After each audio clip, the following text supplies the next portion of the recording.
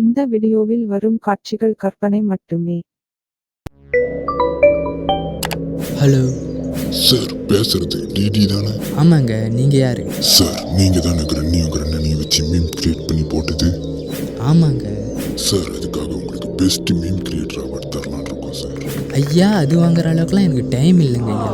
Sir, அது கூடவே சேர்த்து 1 லட்சம் பணமும் தரோம் சார். எங்க The next day.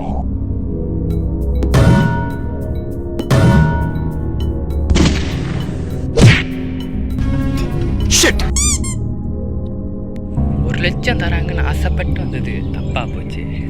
என்னடா பண்ண போறீங்க? என்ன முதலெல்லாம் இருக்கு? பிரச்சனை பேசிட்டுக்கலாம்டா. என்னைய வச்சடா மீன் போடுற, நீ செத்தடா.